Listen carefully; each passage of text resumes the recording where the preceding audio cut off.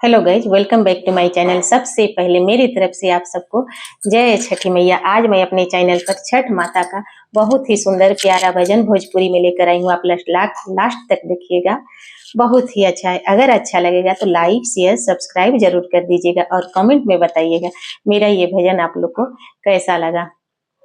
सेवका लगावे फूल बगिया, बिचवा के लवा के गाछ, बिचवा अमवा के गाछ। प्रभु जी लगावे फूल बगिया, प्रभु जी लगावे घनी बगिया, बिचवा नारियल के गाछ, बिचवा बसवा के गाछ, बिचवा अमवा के गाछ। फल तोड़े चलली छठिया माय, होते भूरे भेनुषार, होते भूरे भेनुषार। फल तोड़े चलली छठिया माय, होते भूरे भेनुषार, होते भूरे भेनुषार।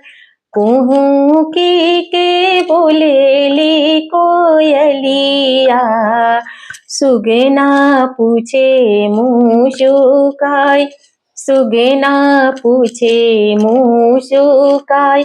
कुहू के बोलेली कोयलिया, सुगना पूछे मूषुकाय, सुगना पूछे मूषुकाय। कमना भारत मैया कैली, कमना भारत मैया अइली। ऐनी भूरे भेनुषार, ऐनी भूरे भेनुषार।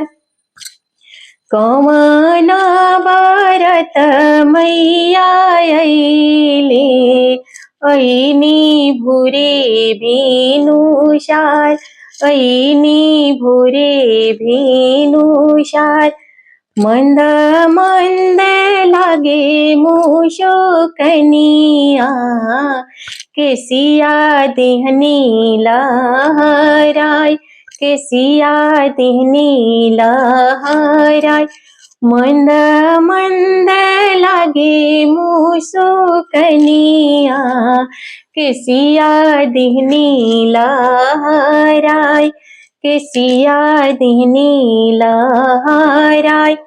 कार्तिक मास में छठ के बरतिया, नैहर में पूजन हमार, नैहर में पूजन हमार।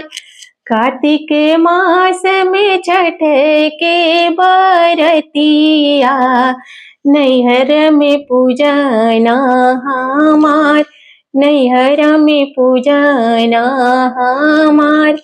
मोरे भैया लियावन, लेके डोलिया कहाँ, लेके डोलिया कहाँ।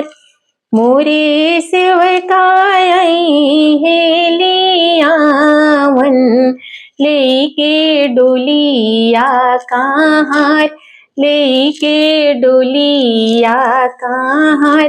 मोरे सेवकाय लियावन, लेके डोलिया कहाँ, लेके डोलिया कहाँ। सेवका सब लियावन, लेके डोलिया कहाँ, लेके डोलिया कहाँ। बाजन बाजे सतरंगिया, बाजन बजे हमरा घटिया, बांझिन जो हेली बाट, बांझिन जो हेली बाट, बाजन बाजे सतरंगिया, निर्धन जो हेली बाट, अनरा जो हेले बाट, लंगड़ा जो हेले बाट, कन्या जो हेली बाट, बाजन बाजे सतरंगिया, बल का जो हेली बाट। अगर मेरा ये भजन आप लोग को अच्छा लगा होगा तो कमेंट में बताइएगा कैसा लगा मेरा ये भजन। फिर मिलती हूँ अगले भजन के साथ, तब तक मेरे तरफ से आप सबको जय छठी मैया, जय सूरज बाबा।